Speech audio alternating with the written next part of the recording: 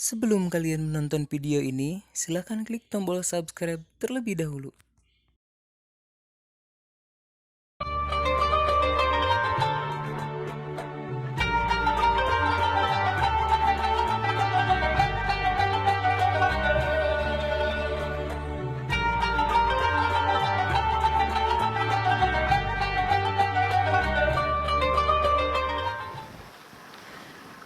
Assalamualaikum warahmatullahi wabarakatuh.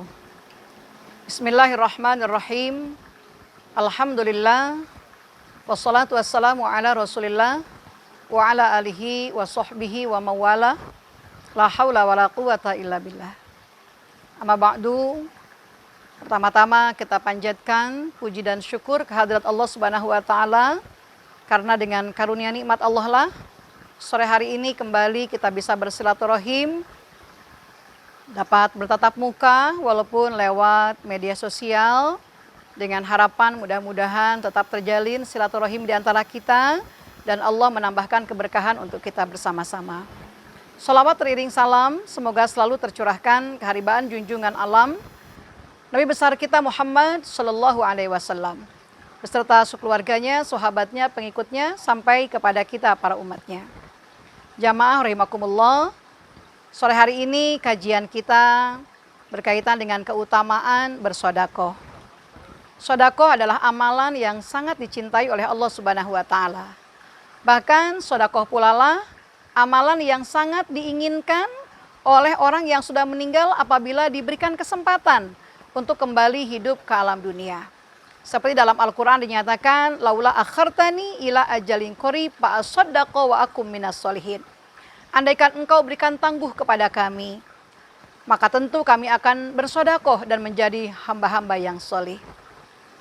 Berkaitan dengan keutamaan sodakoh ini, ada makalah yang diucapkan oleh Abu Lais As-Samarqandi sebagai pengarang kitab Tambihul Ghafilin. Inna fis sodakoti asra khisalin mahmudah.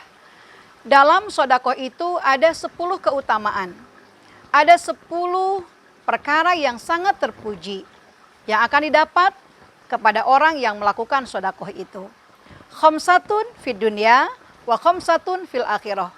5 dari 10 perkara itu akan diberikan oleh Allah kepada pelakunya di dunia, dan 5 perkara lagi Allah akan berikan kepada pelakunya nanti di hari akhirat. Amal khamsatu fid dunya, adapun 5 perkara yang Allah akan berikan keutamaannya di dunia, yang pertama adalah tathhirul mal. Allah akan sucikan harta kita.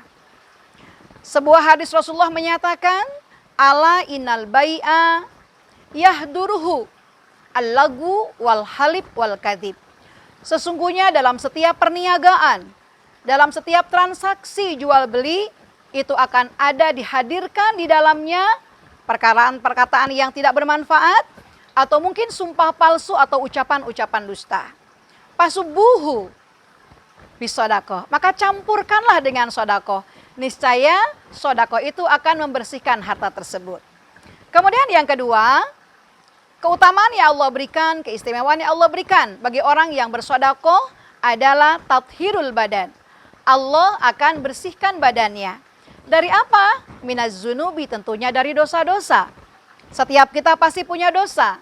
Nah, dosa itu bisa dihapuskan sebagiannya dengan sodakoh kita.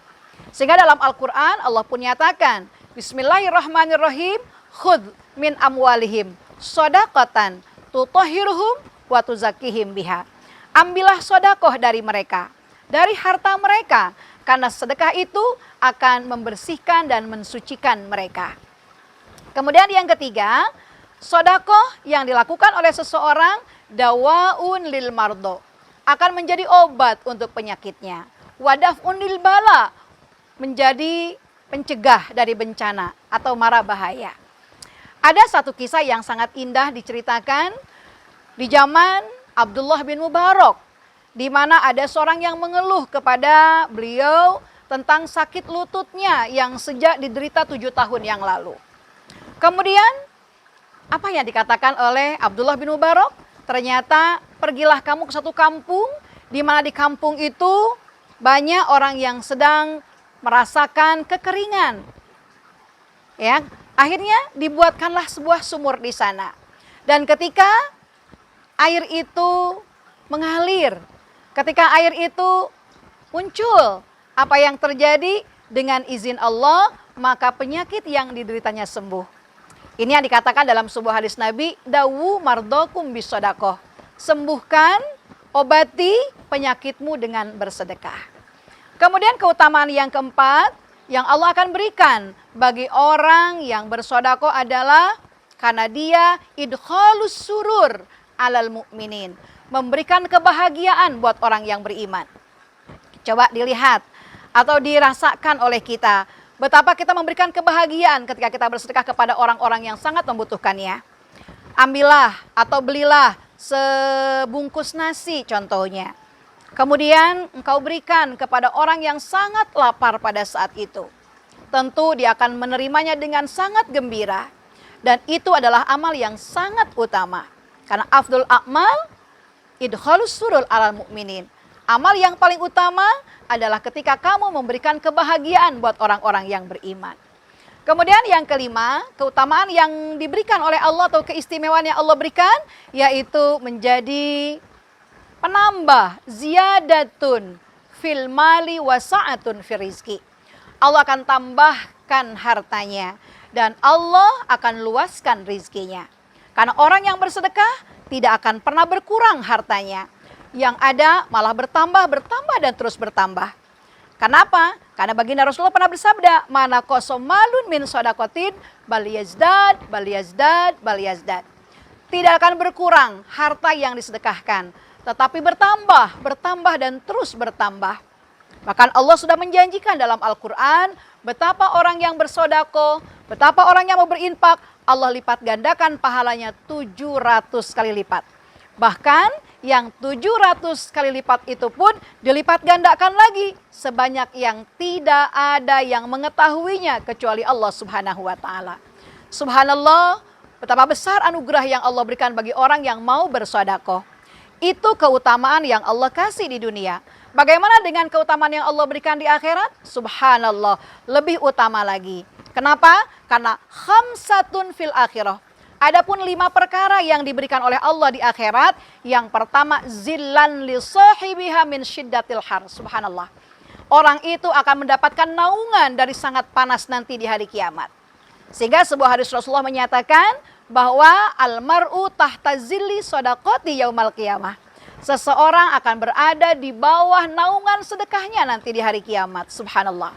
Yang kedua, keutamaan yang Allah berikan nanti di akhirat adalah khiffatun lil hisab, menjadi peringan untuk hisabannya nanti. Karena harta yang disedekahkan akan menolong dia. Yang ketiganya, keutamaan yang Allah berikan nanti di akhirat, tusakilul mizan, akan memberatkan timbangan amal kebaikannya. Subhanallah, ya, akan memberatkan timbangan kebaikannya. Kemudian yang keempat, menjadi jawazun ala sirati kal barkil khatib. Dia akan melampaui, melintasi siratal mustaqim seperti kilat yang menyambar. Dan yang terakhir, keistimewaan yang Allah berikan bagi orang yang bersedekah adalah yadkhulunal jannah bighairi hisab. Dia akan masuk dalam surga tanpa hisaban dari Allah Subhanahu wa taala. 10 perkara ini tentunya tidak ingin kita sia-siakan, bukan? Makanya kesempatan yang Allah berikan dengan harta yang Allah titipkan kepada kita. Karena ingat, sebagian dari harta yang Allah berikan kepada kita bukan milik kita, tapi milik mereka, milik fakir, miskin, yatim, orang-orang yang membutuhkan pertolongan kita. Dan insya Allah itulah harta yang akan menolong kita nanti di yaumil qiyamah. Mudah-mudahan kesempatan yang Allah berikan dengan harta yang Allah titipkan kepada kita dapat kita manfaatkan dengan sebaik-baiknya. Karena ingat, idza mata ibnu Adam in qata'a amalu illa min salasin. Ketika mati manusia, putus semua amalnya kecuali 3 perkara. Yang pertama, sodakotin jariyah, sodakoh jariyahnya. Yang kedua, ilmin yuntafa'u bih, ilmu yang dimanfaatkan olehnya. Dan yang ketiga, waladin solih yad'ulah, anak soleh yang mendoakannya. Mudah-mudahan Allah anugerahkan kepada kita, diberikan kesempatan kita untuk dapat melakukan kebaikan ini sampai ajal menjemput kita. Terima kasih. Hadanallah wa iyyakum ajmain. Wabillahi taufiq wal hidayah. Assalamualaikum warahmatullahi wabarakatuh.